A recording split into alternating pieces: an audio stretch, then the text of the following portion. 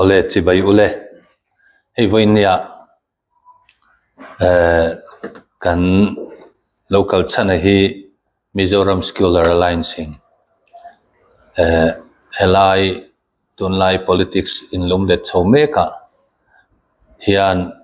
Mizoram mi puitena kan riat ngei tu chul omin kan ria hemi vote kan thak ma hian kan du thanna tur kan riat theina tan voinia hian mi puite kan han sil du chewa namasa bera kan soi du chu hemi Mizoram Secular Alliance India rama political party lian tak pani mase ideology randai ania BJP oma ani chuan Hindulal Ramdin nadua Hindu Rashtra pakhat jok chu Indian National Congress ania Indian National Congress chuan Sakho Zalen na Sakho tinte Zalen takakan hi adu thunga chumi chungchang chu voinia hian soi kan dua ti chuan Secular Alliance dinin Hindulal Ramdin nani lo na turatan le Christian te le Sakho sang te Zalen takakan theizel na tan tun in than hi apoi mo mawang hian he thu hi kan ron soi ani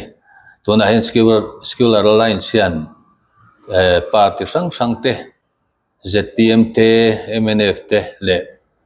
Kausan lam te po min thop turin le Secular Alliance and tel turin kan soma ti chuan party sang zinga chuan PC party in Secular Alliance hi nei duin an lokala ti chuan PC party point chu ti tho chuan ya PC le ZNP an ni chu ti chuan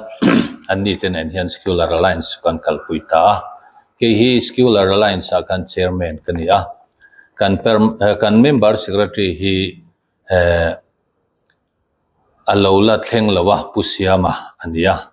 an motor te boi de thaka wang kan lo ngak lei thei talawani helam kan thlai kan hlau sia ole voinia hianinga tinge hetiang hi soi tak mai ti te po zo na kan tonga a chan chu BJP hian thil tum hi dan mang hian ati cheta a hlotin china chuan mi hi an obbet zelani ama sabera chuan sangni le som pakwa election manifesto akhan Jammu Kashmir thia khetuni 370 article 370 India dan puimi kha kapai don atia ATM lawang kan ti lain August tha lo nia sangni som pakwa khan Parliament danang thlapin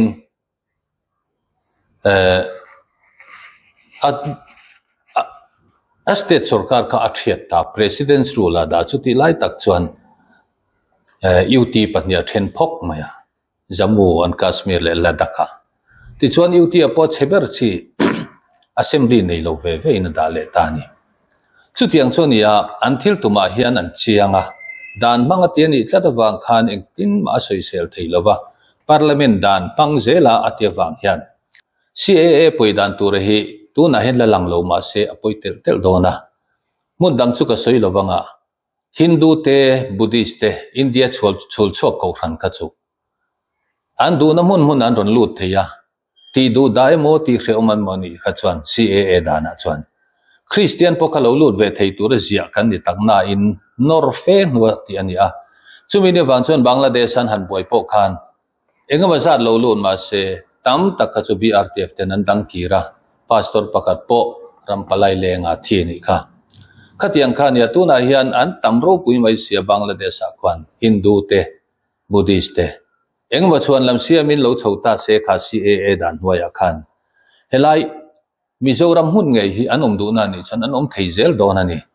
chu wangi citizenship by naturalization angin an pe mai dona chulai taka chu in chim ral na kolian lutuk mai hi alo ani tak hun athena chuan Mizo te tan chuan an naviau don ani ti kha kan sia ta poi mui ka sia chu Mizo le chuan heavy UCC hi Uniform Civil Code hi hei hi Modi Khan RSS outing paretan ni Khan asoyeni sang nile som nile pali MP election ma hian kan implement ang atiani chuwangin athil ti to reng danang thlapani awang khan ni kuma December ni kwa khan BJP MP Kiron Lal Meena Khan private members resolution in Rajya Sabha apuluta atlang tlat India ramisa ko zelen naram timaila kan zalen lo ni Kovel ram za sob ko le panga hian Christian te ti du da na ram nasa taka Christian te nan tor na ram som le pakat than chwa hian atil tak mai ni sa ko zalen na kan dan puya kan nei chung pon chu ti khop chuan Christian te min ti re theya min ti du da tu na hianin kan sa ko zalen na secularism hi lo ta phei la chuan eng tiang ang fakau nge kan laka hian nun ro nang ti kha ngai tu ngam po hin mang lo ni chumi ne wang chuan ati thei lo na tur hian kan tran na nga ya mizo Christian te hian kan Christian na da poimo a helai thil hi kan ngai tu tak zeta ngai ni tu na hian sang ni le som ni le pathum ba ka hi chuan parliament in thlan ma zong state tu mai tham don to lova chu i election commission ina nimina an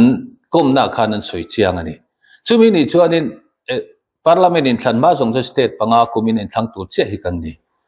chumi a chuanin MP anga tok mai ni tuna hian kan dan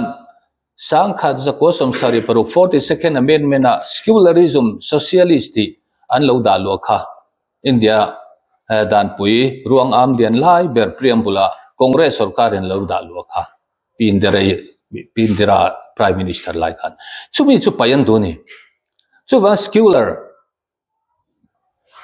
secularism kha an pai chuan keini tan chuan ngai na don to silova chumi an pai theina tura chuan lok sabha chakna nei ka ti to kha